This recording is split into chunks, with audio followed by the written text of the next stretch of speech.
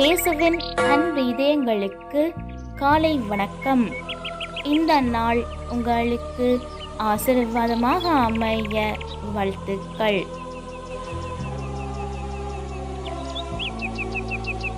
இப்புதிய நாளுக்கான ஆசீர்வாத இறைவசனம் எண்ணிக்கை அதிகாரம் 6 இறை வார்த்தை 25.